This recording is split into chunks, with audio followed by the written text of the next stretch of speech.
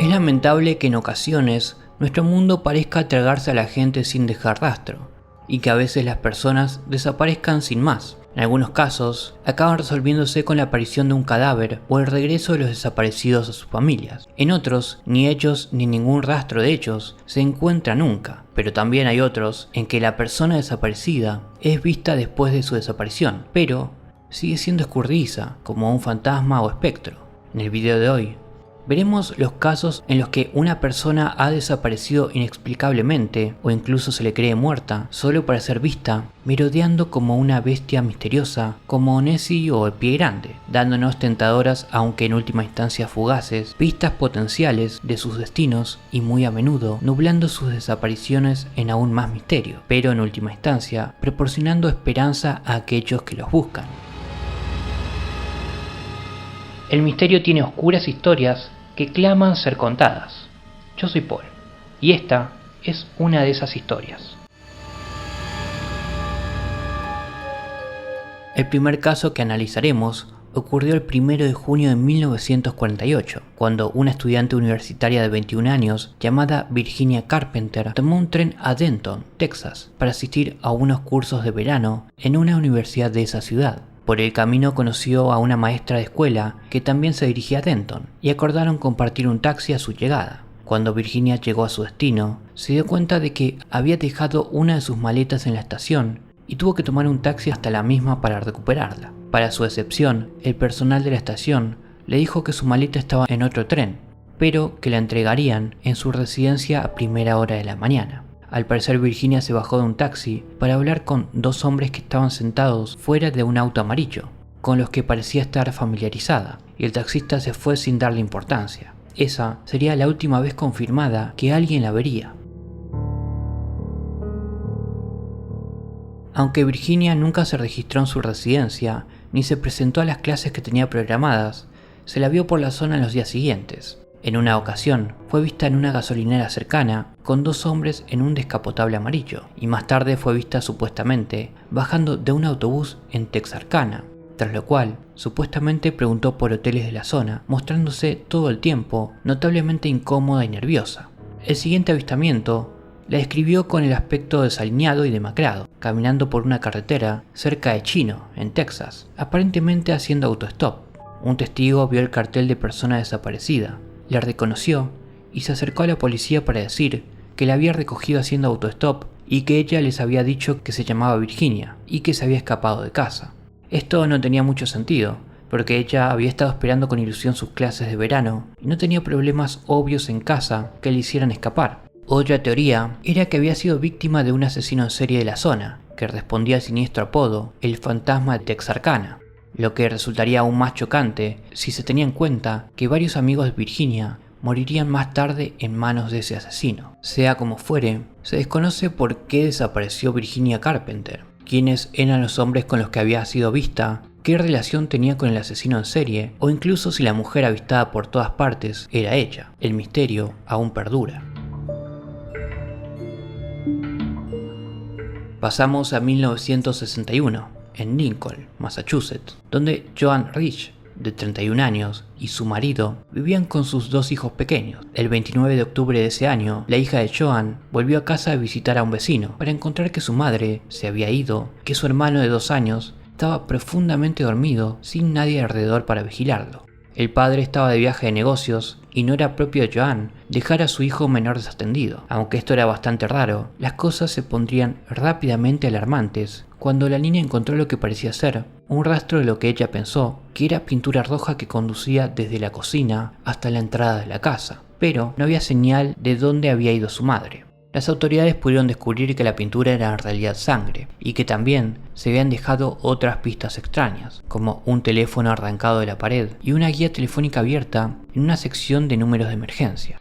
En la cocina se encontró un rastro dactilar manchado de sangre, pero extrañamente no era de Joan ni de nadie de su familia, lo que llevó a la idea inicial de que podría haber sido secuestrada. Extraños relatos de testigos pintaron un cuadro aún más grotesco, cuando otros residentes de la zona dijeron a la policía que habían visto a Rich deambulando fuera de su casa con aspecto aturdido y desorientado en torno a la hora de su extraña desaparición, y varios otros testigos afirmaron haberla visto caminando sin rumbo por la cercana Ruta 128. La policía encontraría más pistas extrañas cuando se descubrió que la mujer había sacado previamente de la biblioteca 25 libros sobre desapariciones misteriosas, entre ellos el de una mujer que había estado casada con Brigham Young. En uno de estos libros se relataba incluso un caso aterrador similar al que parecía haberle ocurrido a ella, en el que la mujer desaparecida también dejaba siniestras manchas de sangre. Debido a este nuevo acontecimiento, se ha especulado con la posibilidad de que pudiera haber fingido intencionadamente su propia desaparición para huir de su vida, que aún esté viva, lo que en cierto modo se ve respaldado por los numerosos avistamientos de la mujer desaparecida a lo largo de las décadas. Pero esto es incierto,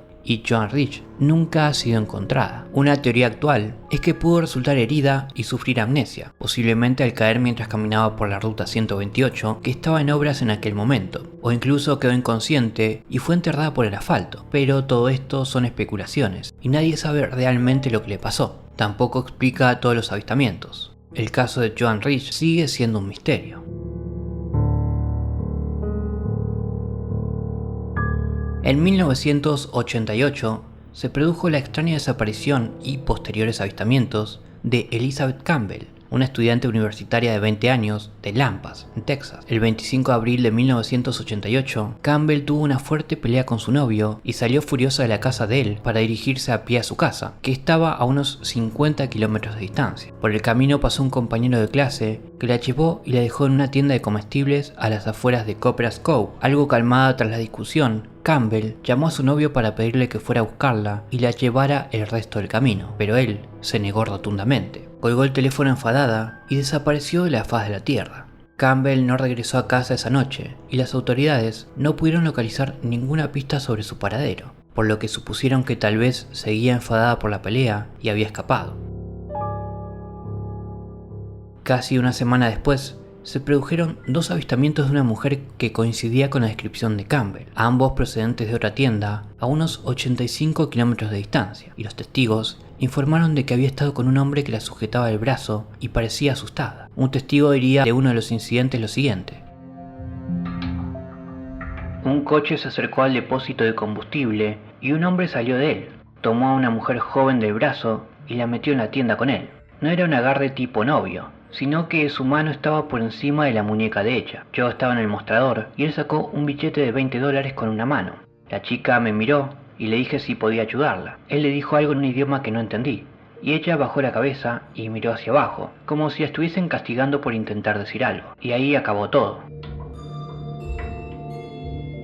Otro avistamiento se produjo 2 meses después, en este caso a unos 240 kilómetros de distancia, en otra tienda. Una vez más, se describió como si estuviese con un hombre no identificado que no le soltaba el brazo. Se especuló entonces con la posibilidad de que hubiese sido secuestrada, pero a pesar de estas pistas, la policía no pudo localizar ni a Campbell ni al hombre con el que se decía que estaba, y nadie realmente sabe qué le ocurrió, ni siquiera si sigue viva o no.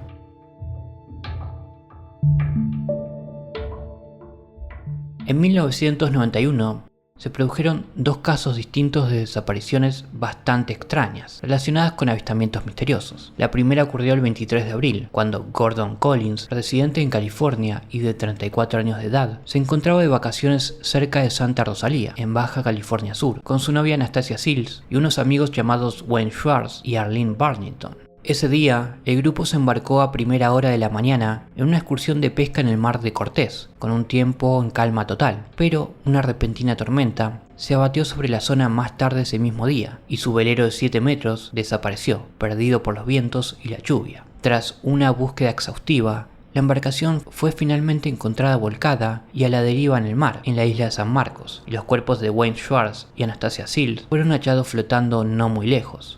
No había rastro de dónde habían ido a parar los otros dos, y no se recuperó ningún cadáver, a pesar de que la Guardia Costera de Estados Unidos buscó intensamente en un área de 300 kilómetros. Se supuso que también se habían ahogado, hasta que en septiembre de ese año empezaron a llegar extraños informes de testigos oculares procedentes de la localidad mexicana de Colonia Vicente Guerrero, a unos 480 kilómetros de San Diego, que describían a un hombre estadounidense desalineado, desorientado y de aspecto salvaje que llevaba meses merodeando por la zona y vagando pidiendo dinero y comida.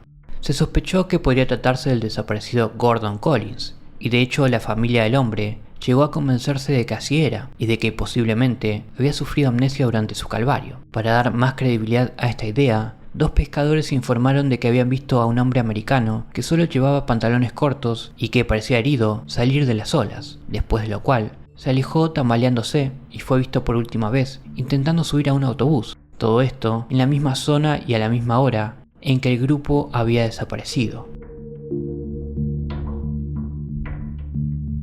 Poco después se le volvió a ver en otra costa cercana, deambulando sin rumbo, y cuando se le abordó, dijo al testigo que estaba esperando a unos amigos con los que había ido a pescar. Cuando se le mostró una fotografía de Gordon Collins, el testigo dijo que estaba seguro de que era él a quien había visto y con quien había hablado. Se le vería otras 50 veces en la zona de La Paz y Cabo San Lucas antes de ser finalmente detenido por robo, tras lo cual el traductor estadounidense que intervino en el caso juró que el hombre con el que había hablado era efectivamente Gordon Collins. El traductor, un residente local estadounidense llamado James Hatfield, diría lo siguiente: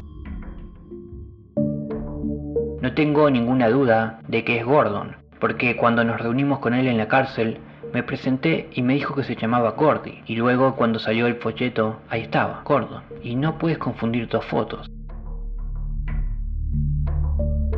Desgraciadamente el hombre fue puesto en libertad y desapareció de nuevo antes de que nadie pudiese interrogarle, y a pesar de los avistamientos ocasionales, nunca ha sido localizado ni se ha demostrado de forma concluyente que sea Gordon Collins. Si lo es, no está claro qué le ocurrió ni por qué adoptó ese estilo de vida transitorio, lejos de casa, y no intentó ponerse en contacto con amigos o familiares. La propia familia de Collins mantiene su teoría de que ha sufrido algún tipo de amnesia y está desorientado, y siguen buscándole.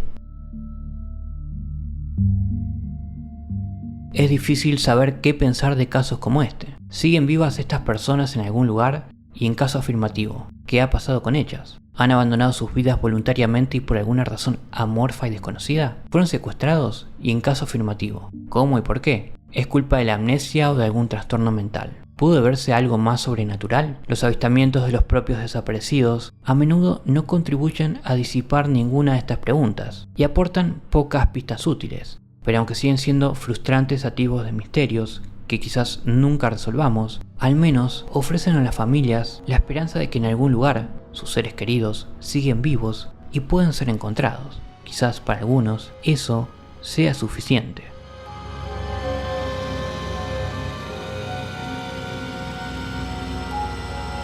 Espero te haya agradado esta oscura historia. Si fue así, considera suscribirte al canal y darle like al video.